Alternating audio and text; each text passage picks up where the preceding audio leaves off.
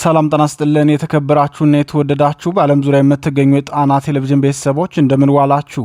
የከበረ ሰላምታችን ከጣና ቴሌቪዥን ዜና ክፍል ይድረሳችሁ በማለት የሰኔ 1 ቀን 2018 ዓ.ም የምሽቱን ዋና ዋና ዜናዎች ርዕሶቹን አስቀድመን እናስደምጣችኋለን። ፋኖ በደብረ ታቦር ዙሪያ ባካሄደው ውጊያ ልዩ ድል ማስመዝገቡ ተገልጿል። የአማራ ፋኖ ብሔራዊ ንቅናቄ ጎንደር ጠቅላይ ግዛት በላይዝ 206ኛ ከፍ ያለው ደሴ ኮር በአካባቢው ስላካሄደው ውጊያና ስለተገኙ ውጤቶች በዝርዝር ይዘንላችኋል። በጎንደርና በወሎ ቤተ አማራ ጠቅላይ ግዛቶች ለዝርፊያ ተሰማርተዋል የተባሉ ቡድኖችን ፋኖ በቁጥጥር ስር መዋሉን አስታውቋል። የተወሰዱት እርምጃዎች የሰጡ ማብራሪያዎችንና ተያያዥ መረጃዎችን በዝርዝር ይዘናቸዋል፣ ይደመጣሉ።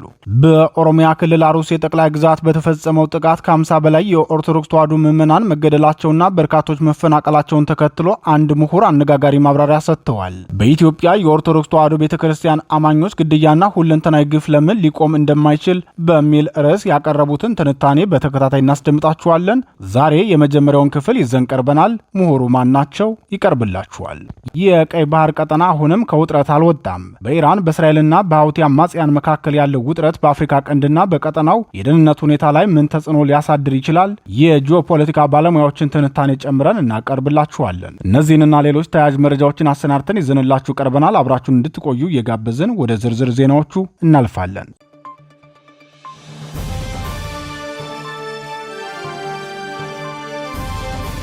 የወልቃይት ብርጌድ ልዩ ድል ደብረ ታቦር ዙሪያ የአማራ ፋኖ ብሔራዊ ንቅናቄ ጎንደር ጠቅላይ ግዛት በላይዝ 206ኛ ከፍ ያለው ደሴ ኮር ውጤታማ ተጋድሎ ያደረገበትን ውጊያ ማድረጉን አስታወቀም። በኮሩ ስር ከሚገኙት ጠንካራ ክፍለ ጦሮች መካከል አንዱ የሆነውና በደፈጣ ጥቃት ስሙ የገነነው ተራራው ራስ ጉና ክፍለ ጦር ዛሬ የፈጸመው ጀብዱ የብልጽግናውን ሰራዊት ክፉኛ ጉዳት እንዳደረሰበት አስታውቋል። ተራራው ራስ ጉና ክፍለ ጦር ወልቃይት ብርጌድ ዛሬ ማለዳ በደቡባዊ ጎንደር ዞን ጉና በጌምድር ወረዳ ልዩ ስሙ ዘበራት በተባለ ቦታ ላይ በጣለው የደፈጣ ጥቃት የብልጽግናውን ሰራዊት ከፍተኛ ሰዋዊና ቁሳዊ ኪሳራ አድርሶበታል።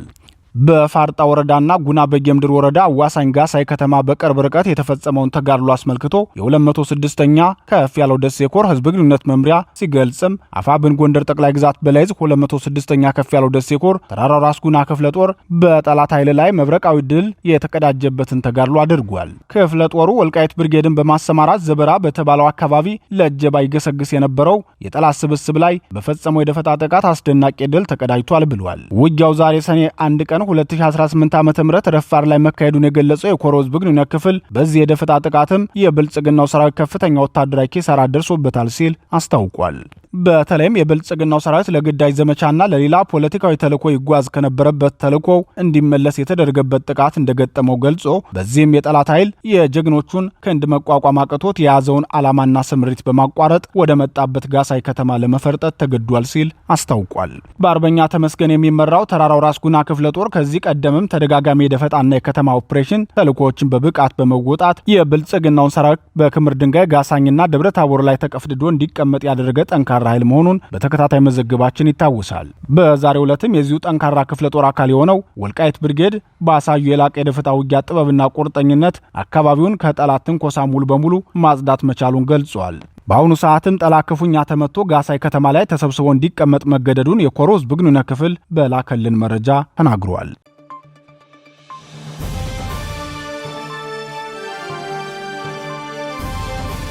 የህዝብ ዘራፊዎችን ፋኖ በቁጥጥር ስር አዋለ። የአማራ ፋኖ ብሔራዊ ንቅናቄ ብልጽግናው ለእኩይ ዓላማ ሰልጥኖ ያሰማራቸውን ዘራፊዎች በቁጥጥር ስር መዋሉን አስታወቀም። ፋኖ በቁጥጥር ስር የዋላቸው በጎንደርና ወሎ ቤተ አማራ ጠቅላይ ግዛቶች ለዝርፊያ የተሰማሩ ወንበዴዎች ናቸው። በጎንደር ጠቅላይ ግዛት ቀጠና ከብልጽግናው ስርዓት ወታደሮች ጋር ትስስር በመፍጠር ከእንፍራዝ ከተማ እስከ ጣራ ገዳም የሚገኘውን ቀጠና አሽከርካሪዎችንና ሌሎች ንጹሐን ተጓዦችን በማገዝ ሲዘርፉ በነበሩ ወንበዴዎች ላይ ፋኖ ወታደራዊ እርምጃ መውሰዱን አስታውቋል። በዘራፊ ወንበዴዎች ላይ እርምጃ የወሰደው የአማራ ፋኖ ብሔራዊ ንቅናቄ ጎንደር ጠቅላይ ግዛት በላይዝ ዳግማዊ ቴዎድሮስ 5ኛ ኮር መሆኑን የኮሩ ህዝብ ግንኙነት ክፍል አስታውቋል። በአጋቾቹ ላይ እርምጃ የተወሰደው ከሰብሃ ገብርኤል በቅርብ ርቀት ልዩ ስሙ ደወል መስክ ተብሎ በሚጠራው ቦታ ላይ መሆኑን የገለጸው የኮር ህዝብ ግንኙነት ክፍል የዳግማዊ ቴዎድሮስ ኮር አርበኞች በወሰዱት የተጠና ዘመቻ 4 ታጋቾች እርምጃ ሲወሰድባቸው አንዱ ተባባሪያቸው ደግሞ በጽኑ ቆስሏል። በእንዲህ እንዳለ የአማራን ህዝብ በማገትና በመዝረፍ ያስመረሩ ወንበዴዎችን የመመንጠሩ ዘመቻ ተጠናክሮ ቀጥሎ በወሎ ቤት አማራ ቀጠና አምባሰል ወረዳ ላይም የአጼ ምኒልክ ህዝብ ተመሳሳዩን እርምጃ ወስዷል።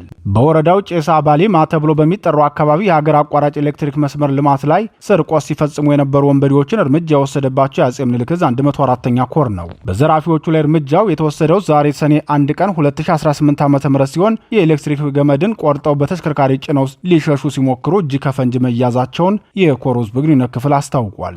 ዘራፊዎቹ እጅ ከፈንጅ ከተያዙ በኋላ በሰጡ ቃል መሰረት ተልእኮውን የሰጣቸው ኮማንደር መሐመድ የተባለ የሐይቅ ከተማ ጸጥታ አመራር መሆኑን ገልጸው ከዘረፉት ግማሽ በግማሽ እንደሚያካፍሉትና እሱ ደግሞ የህግ ከለላ ሲሰጣቸው እንደነበር ተናግረዋል። የሐይቅ ከተማ ጸጥታ አመራር በሆነው በኮማንደር መሐመድ የህግ ሽፋን ሰጭነትና ስምሪት ሰጭነት አማካኝነት ካሁን ቀደም በአካባቢው ተደጋጋሚ ዝርፊያ መፈጸማቸውን ዘራፊዎቹ ጨምረው መናገራቸውን የዘገበው መረብ ሚዲያ ነው። ዘራፊዎቹ ከዚህ ቀደም በስርቆት ላይ እንዳሉ በማህበረሰቡ ጥቆማ ተይዘው ለህግ ቀርበው የነበረ ቢሆንም በኮማንደር መሐመድ አማካኝነት በነጻ መለቀቃቸውን ገልጸዋል። የሐይቅ ከተማንና የወረዳውን ህዝብ እያሰቃየ የሚገኘው ኮማንደር መሐመድ ሰሞኑን በሱ ጠቋሚነት በሐይቅ ከተማ ሼክ ሙሳ ተራራ ላይ የተጠመደው መድፍ በፈጸመው ድብደባ አንዲት እናት መገደሏን መዘገባችን አይዘነጋም። ጥቃቱ ከተፈጸመ በኋላ ኮማንደር መሐመድ ከሌሎች የሐይቅ ከተማ ብልጽግና አመራሮችና የመከላከያ ሰራዊት አዛዦች ጋር በመሆን በቦታው ተገኝቶ የደረሰውን የንጹሃን እልቂትና ውድመት ከተመለከተ በኋላ ነገሩን አታካብዱ፣ ሞትን እናንተም ቅመሷት በሚል በተጎጂዎች ላይ ተሳልቆ መሄዱን በዕለቱ መዘገባችን አይዘነጋም። ግርግር ለሌባ ያመቻል እንዲሉ የብልጽግናው ስርዓት በአማራ ህዝብ ላይ የከፈተውን የዘር ማጥፋት ጦርነት ተከትሎ በአማራ ክልል የባዕድ መዋቅር ከመሬት ዝርፊያ ጀምሮ በሁሉም መስክ የውንብድና ስራ እያካሄደ መሆኑን መዘገባችን ይታወሳል። ስርዓቱ ለዘር ማጥፋት ተልዕኮ ያሰማራው የመከላከያ ሰራዊትም ከአዛዦቹ ጀምሮ በሁሉም ደረጃ የሚገኘው ኃይል ግለሰቦችን በማስፈራራት በማገትና በፍተሻ ስም የህዝብን ንብረት እየዘረፉ ይገኛሉ።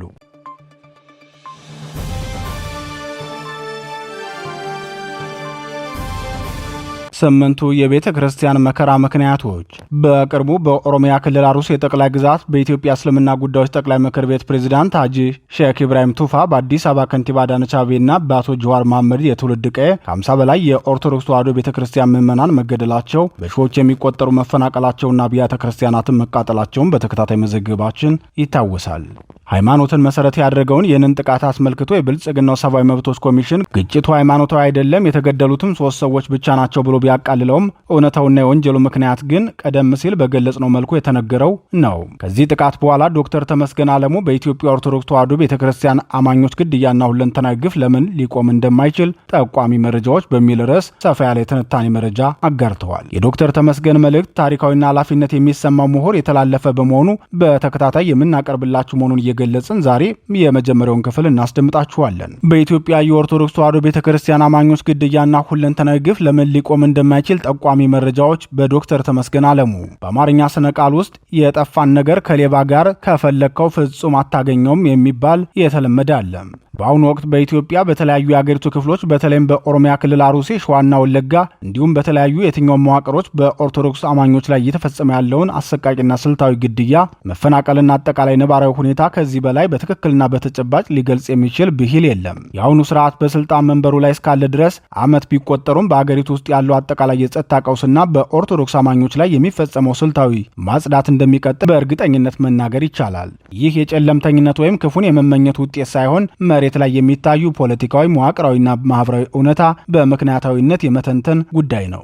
ሺህ ጊዜ ተደጋግሞ ቢከሰትም የማያባራው የሰቆቃ እውነታ ልክ የዛሬ 10 ዓመትም በተመሳሳይ ለአንድ ሳምንት ያለ እንደ ማህበረሰብ አልቅሰን እንደምናልፈው ጥርጥር የለውም። ይህን እውነታ በድፍረት ተጋፍጦ ስር ነቀል መፍትሄ ማሰብ ካልተቻለ ልክ እንደተለመደው ለአንድ ሳምንት አልቅሰንና አዝነን ወደኋላ የምንረሳው ወቅታዊ ክስተት ብቻ ሆኖ ይቀጥላል።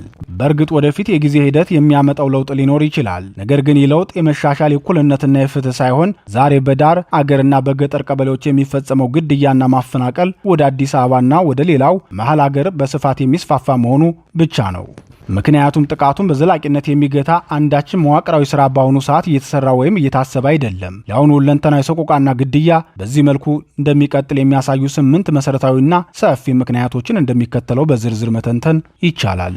አንደኛ፣ የመንግስት የርዕዮተ ዓለም መነጽርና ታሪካዊ መስተጋብር። የመጀመሪያውና መሰረታዊ ምክንያት አሁን ያለው የፖለቲካ ስርዓትና በስልጣን ላይ ያሉ ከፍተኛ አመራሮች የኦርቶዶክስ ቤተክርስቲያንን ታሪካዊ ሚና፣ አስተዋጽኦና ምዕመናንን የሚያዩበት የርዕዮተ ዓለም መነጽር ነው። የአሁኑ መንግስት ድህነትን፣ ኋላ ቀርነትንና የትናንትን ታሪክን ተያያዥ አድርጎ በሚስለው ትረካ ውስጥ የኦርቶዶክስ ቤተክርስቲያንን እንደ ዋና ተዋናኝ አድርጎ ይፈርጃል። ችግርን፣ ድህነትንና ማንኛውንም ከኋላ ቀርነት ጋር የተያያዘ ነው ብሎ የሚያስበውን ሁሉ ቢቻል በአንድ ጊዜ ካልሆነም በጊዜ ሂደት እንዲጠፋና እንዲከስም ይፈልጋል። ለዚህ ደግሞ የኦርቶዶክስ ቤተክርስቲያንን እንደ ድህነት ዘበኛ ስለሚቆጥር እንደ ትልቅ እንቅፋት ያያታል። ይህ አስተሳሰብ ለይስሙላ የሚነገር ሳይሆን ጠቅላይ ሚኒስትሩ ራሳቸው በጻፉት መደመር መጽሐፍ ላይ በግልጽ ተቀምጦ ይገኛል። በመጽሐፉ ውስጥ ለሀገር እድገትና ለብልጽግና አስተሳሰብ የሚመቸው የፕሮቴስታንት የሥራ ስነ ምግባር እንደሆነና የኦርቶዶክስ አስተሳሰብ ግን ከዚህ ጋር እንደማይገጥም ስልታዊ በሆነ መንገድ ተቀምጧል። ይህ የርዕዮተ ዓለም አቋም ወደ ታችኛው የመንግስት መዋቅር ሲወርድ ምዕመኑን በአንድም በሌላም መንገድ ጫና በማሳደር ከሃይማኖቱ የመነጠልና የማዳከም ትልቅ ፕሮጀክት ሆኖ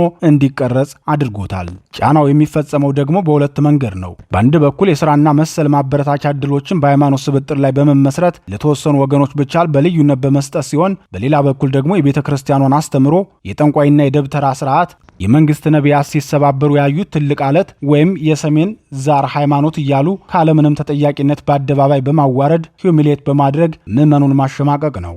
አሁን በፌዴራል መስሪያ ቤትም ሆነ በተለያዩ የአገሪቱ ክፍሎች ኦርቶዶክስ ሆኖ የመንግስት ስራ ማግኘት በተለይም የኃላፊነት ቦታ መውሰድ በአፓርታይድ ዘመን ደቡብ አፍሪካ ጥቁር ሆኖ የመሾምን ያህል አስገራሚ እየሆነ ነው። የቤተ ክርስቲያን ባንዲራና አርማ ይዘህ ስለወጣ ተብሎ በጸጥታ ኃይሎች የሚገደልበትንም ጊዜ አይተናል። መልካም ወጣት በሚሉ መንግስታዊ ከለላ ባላቸውና የገንዘብ ድጋፍ በሚደረግላቸው መርሃ ግብሮች የኦርቶዶክስ ወጣቶችን ከጨለማው ቦታ እንኳን ወደ ብርሃኑ መጣችሁ እያሉ በአደባባይ መስበክና ማንኳሰስ የተለመደ ሆኗል። ስለዚህ በአጠቃላይ ይህ አሁን የምናየው ግድያ ከመንግስት ከቆመበት የአስተሳሰብ አምድ ስለሚነሳ ሊቆም አይችልም። ሁለተኛ፣ የጠቅላይ ሚኒስትሩ የብልጽግና ወንጌል እይታና ሃይማኖታዊ ፋታሊዝም።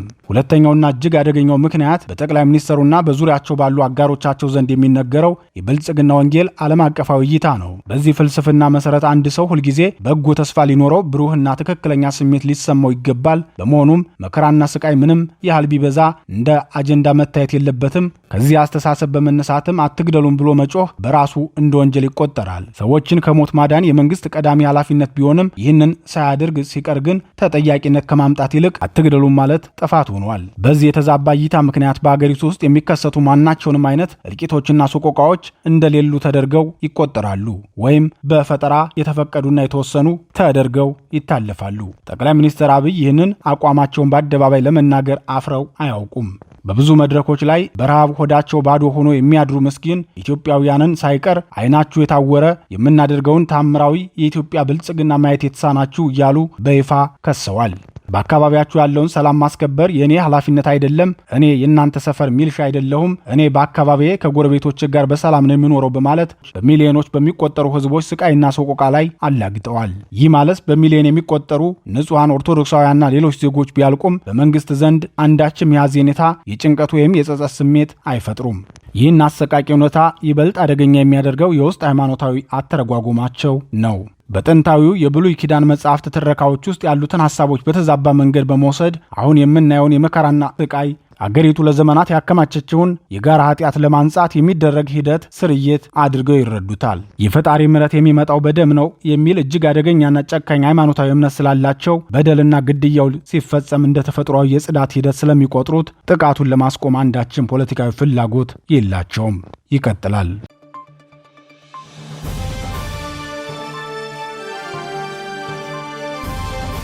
ሌላው የቀይ ባህር ስጋት የሆኑት የኢራን እስራኤልና ሐውቲ አማጽያን የሶስቱ አብርሃማውያን ሃይማኖቶች ማለትም ክርስትና፣ አይሁድና እስልምና ሃይማኖቶች መገኛ የሆነው የመካከለኛው ምስራቅና ቀይ ባህር ቀጠና ከውጥረት ሊወጣ አልቻለም። ሁሉንም የአፍሪካ ቀንድ ሀገራትን የምታዋስነው ኢትዮጵያ በብልጽግናው ሊቀመንበር የተሳሳተ የውጭ ግንኙነት ፖሊሲ ስትታመስ ሁሉም ጎረቤቶቿ አረባውያንና እስላማውያን ሀገራት የሆኑት እስራኤል በበኩሏ ከጎረቤቶቿ ከሚፈጸምባት ጥቃትና ትንኮሳ እንዲሁም በእሷ በኩል ማጸፋ ምላሽ ከመስጠት ልትወጣ አልቻለችም።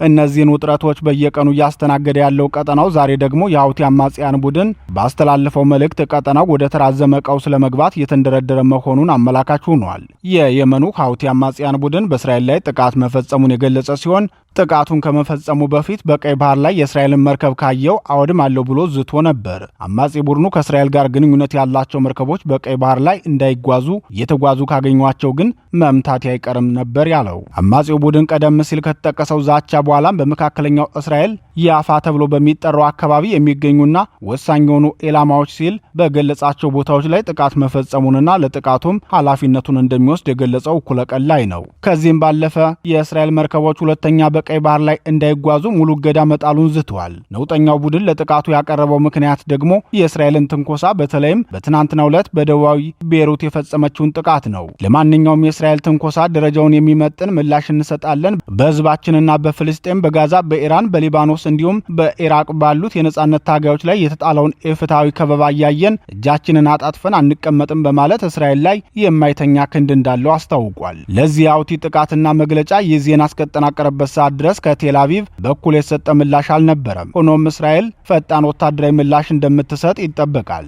ምናልባትም ይህ ዘገባ ለክቡራን ቤተሰቦች በሚደርስበት ሰዓት የእስራኤል ሚሳኤሎችና ሮኬቶች እሳት የሚተፉ ላንቃቸውን በሀውቲ ቡድን ላይ ሊያዘንቡበት እንደሚችሉ ይገመታል። የሀውቲ አማጺና ነውጠኛ ቡድን በእስራኤል ላይ ጥቃት መክፈት የጀመረው ሐማስ ኦክቶበር 7 ቀን 2024 በእስራኤል ላይ ጥቃት መክፈቱን ተከትሎ እስራኤል ያጸፋ ምላሽ ከሰጠች በኋላ ነው።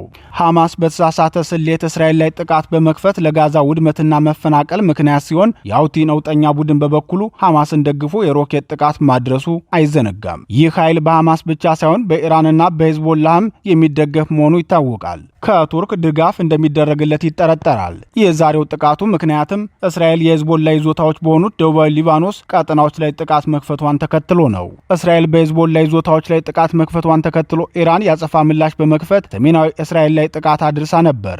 የእስራኤልን መጠቃት ተከትሎም የአሜሪካው ፕሬዝዳንት ዶናልድ ትራምፕ እስራኤል ያጸፋ ምላሽ እንዳትሰጥ ሲሉ አሳስበው የነበረ ቢሆንም የኔታንያሁ ቁጣ በትራምፕ ማሳሰቢያ የሚበርድ አልሆነም።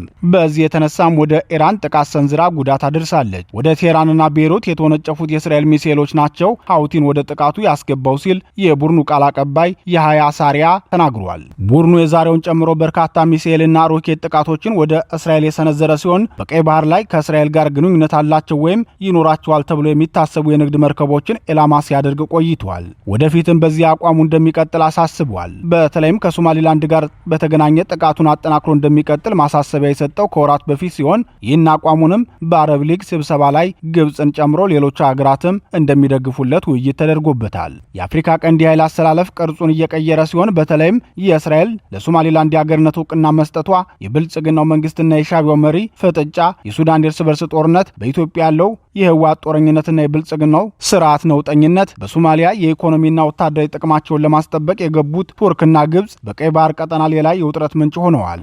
ቀጠናው በዚህ ቀውጢ ሁኔታ ላይ በሚገኝበት በዚህ ወቅት አሜሪካ ጠቅልላ ወደ ቀይ ባህር ለመግባት እያኮበኮበች ሲሆን የዚህ ዓላማ ደግሞ በሶማሌላንድ የአገርነት ምስረታ ላይ የኢራንና አጋሮቿን ጥቃት ለመመከት ያለመ መሆኑን ተንታኞች ይናገራሉ። በተለይም የአክራሪ እስልምና ኃይሎች በሱዳን በየመንና በሶማሊያ ማንዣበባቸው አሜሪካን ወደ ቀይ ባህር እንድትሳብ አድርጓታል። የሆርሙዝ ጉዳይም ሌላው ለአሜሪካ ወደ ቀይ ባህር መሳብ ምክንያት ተደርጎ ቀርቧል። የብልጽግናው መንግስት የሚከተለው ጦርነት ጠማቂ የሆነው የባህር በር ፍላጎትን የማስፈጸም አካሄድን ተከትሎ በሶማሌላንዱ ውጥረት ላይ ሲታከልበት ቀጠናውን የበለጠ አሳሳቢ ያደርገዋል። ከትናንት ምሽት ጀምሮ በካይሮ ቤተ መንግስት እየተካሄደ ያለው የአቶ ኢሳያስ አፈወርቂና የጄኔራል አብዱልፈታህ አልሲሲ ምክክርም የዚህ ጉዳይ አንዱ አካል መሆኑን በቀኑ ዜናችን ማቅረባችን አይዘነጋም።